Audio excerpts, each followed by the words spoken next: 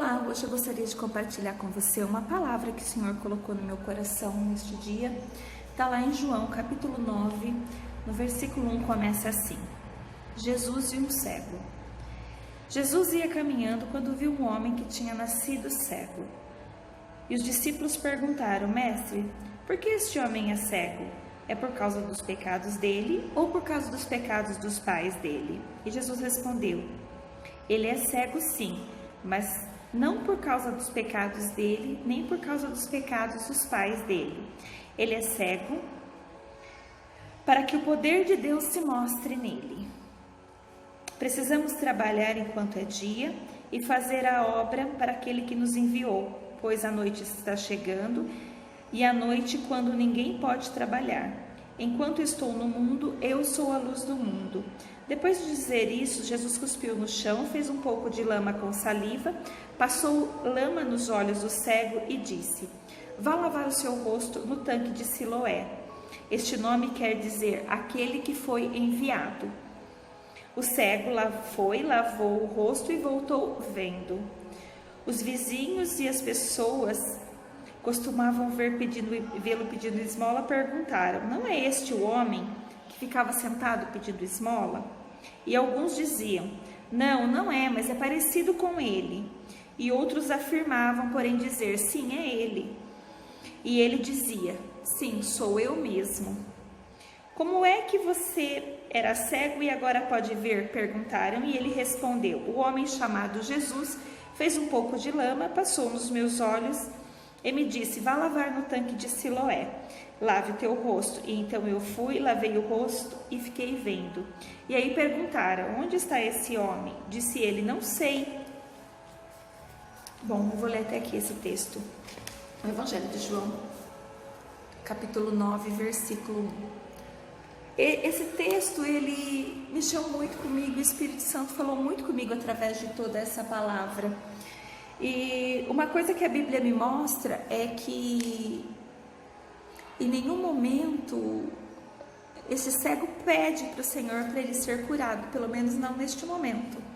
Jesus está passando, olha para o cego e resolve que vai abençoá-lo.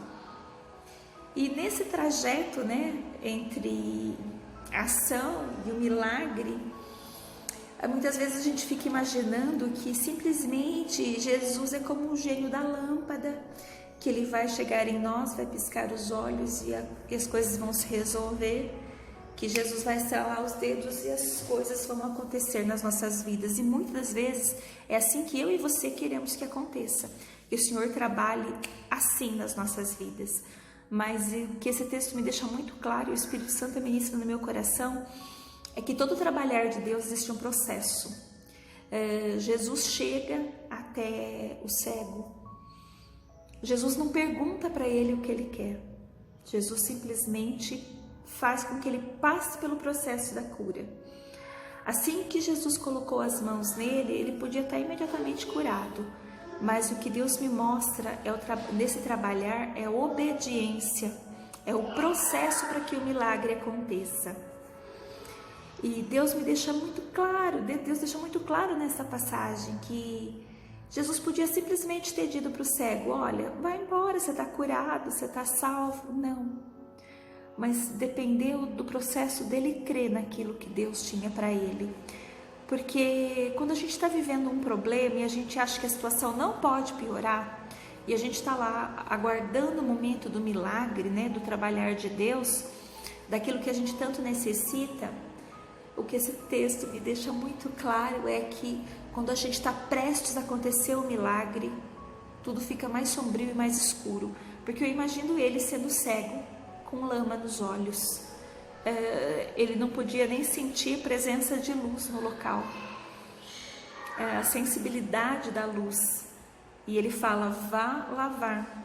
E o texto também não mostra que as pessoas acompanharam ele nesse processo. Jesus pediu para que ele fosse e que ele fosse até o tanque. O processo do milagre dependia dele. Então, muitas das vezes, quando a gente está prestes a receber o milagre, não tem ninguém caminhando junto com a gente. Nós nos vemos completamente sozinhos. E este momento é um momento em que Deus está realizando um milagre. E eu também entendo que este momento é para que ninguém te diga: eu te ajudei, eu fiz, eu conduzi, eu te levei até lá. Não, é o momento de trabalhar entre você e Deus, de Deus e eu, de Deus e você. Então, eu fico imaginando aquele homem, né, cego, com o rosto cheio de barro, ter que passar no meio da multidão, porque em alguma passagem fala que ele atravessou e foi até o tanque de Siloé se lavar. E imediatamente, né, assim como Naamã, depois de ser submergido na água, ele voltou a enxergar. Então, eu acredito que quando as coisas estão para acontecer nas nossas vidas e nós nos vemos frente ao milagre, é onde a gente esgota todas as nossas possibilidades, é aí que o Senhor entra. Porque esse homem, além de cego, ele mendigava, ele tinha que pedir esmolas para sobreviver.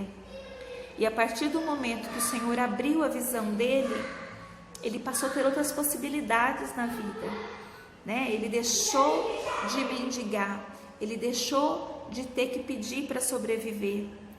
Então, muitas vezes a gente está à beira do milagre, mendigando favores, clamando, né, pela misericórdia de uma ou de outra pessoa. E o Senhor estende as tuas potentes mãos sobre as nossas vidas e faz uma grande obra quando nós menos esperamos, porque eu acredito que aquele cego, pelo menos não naquele dia, ele estava imaginando que o milagre dele chegaria. E a Bíblia também não relata se ele cria, mas ele teve uma experiência com Jesus. E quando Jesus entra na nossa vida, a nossa vida nunca mais é igual.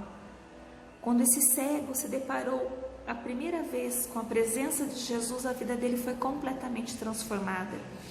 Outra coisa que eu entendo é que quando nós estamos passando por um momento de dificuldade, né, nós estamos no meio do processo, clamando ao Senhor pelo milagre, pela misericórdia, existem diversas pessoas apontando o dedo, querendo encontrar os nossos erros, acusando ao invés de simplesmente ajudar.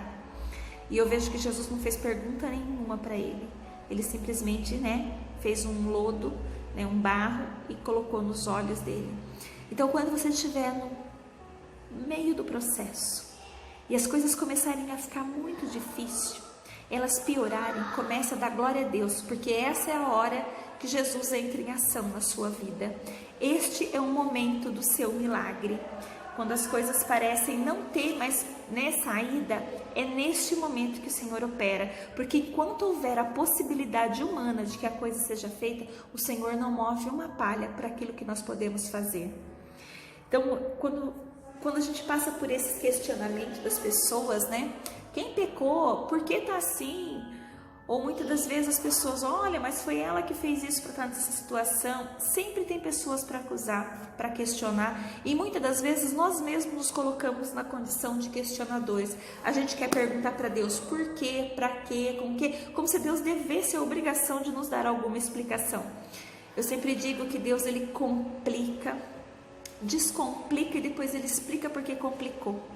Então, muitas das vezes existem processos das nossas vidas em que nós não aprenderíamos de outra forma.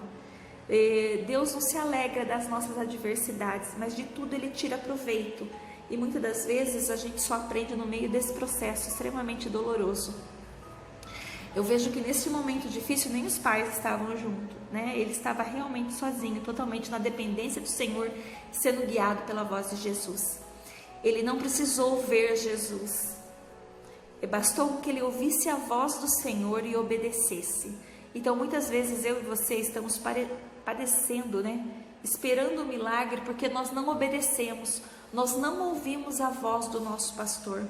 Nós não como ovelhas, nós estamos perdidas e não conhecemos a voz daquele que nos guia. Porque mesmo sem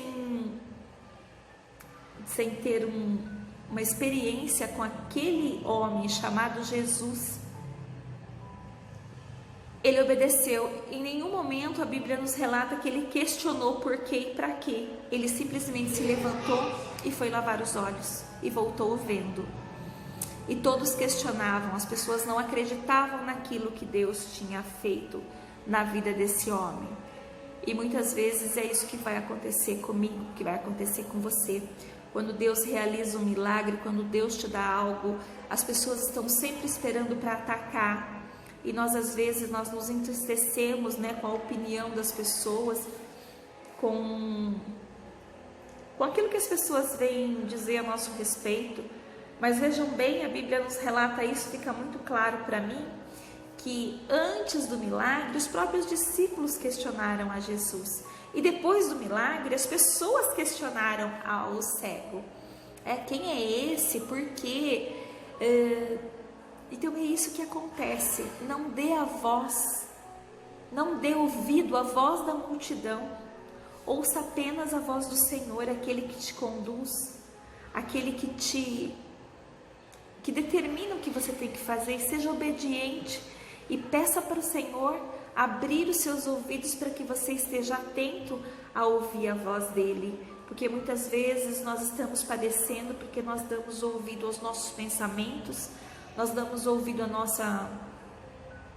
próprios pensamentos, à voz das pessoas, a esse ou aquele, quando na verdade nós devemos pedir somente ao Senhor para que Ele nos guie e para que nós estejamos atentos a ouvir a voz dele, né?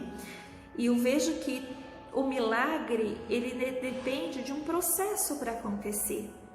Jesus poderia ter dito para ele, abre os olhos e já está vendo. Não. Mas Jesus, neste momento, coloca ele no meio de um processo, era o processo da caminhada. E nessa caminhada, ele continuou sozinho e foi até o tanque de Siloé, porque ele precisava crer que aquilo aconteceria com ele. Então, e neste momento, quando você estiver prestes na beira do milagre, muitas das vezes, poucas pessoas vão estar ao teu lado de fato, só aqueles que Jesus permitir. E neste momento, nem a família do cego estava junto com ele. E quando mais para frente desse texto é perguntado aos pais dele, a respeito dele, os próprios pais dizem, pergunte a ele, ele já tem idade suficiente para responder.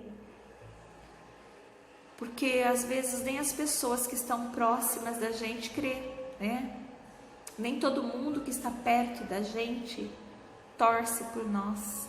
De fato, clama, né, por um milagre. Às vezes até nos ajuda a orar, mas nem tem fé suficiente para entender o que Deus vai fazer em nosso milagre.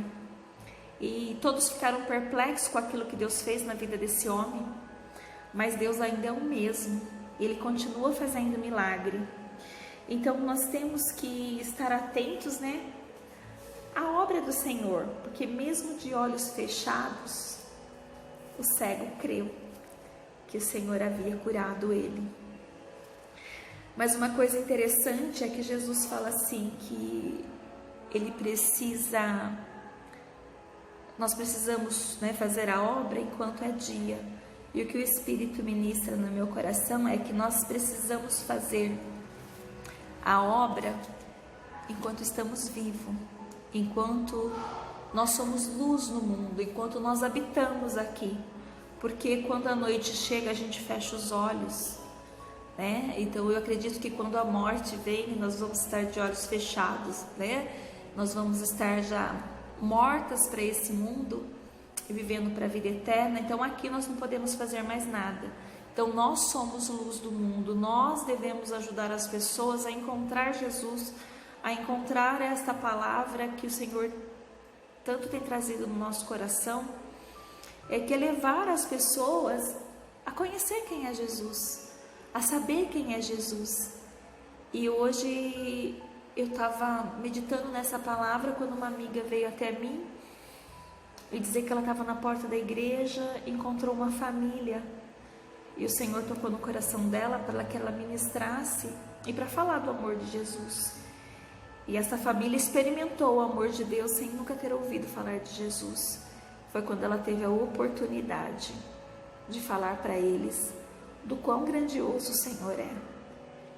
E de quão maravilhoso, né? E de quantas maravilhas Ele pode fazer nas nossas vidas a partir do momento que nós resolvemos caminhar com Ele, obedecer, né, tá dentro da palavra.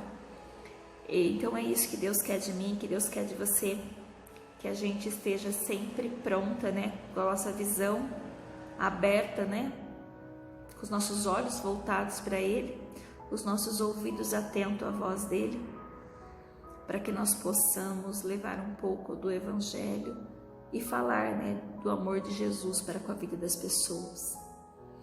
E para você que está vivendo uma prova difícil, que está precisando de um grande milagre, eu digo a você que quando as coisas ficarem sem saída completamente, é aí que Deus vai colocar as mãos. Enquanto houver recurso, enquanto houver saída, Deus vai deixar com que você fique totalmente dependente dEle, porque dEle é a honra e a glória para todo sempre. Um beijo e espero que essa palavra tenha te tocado.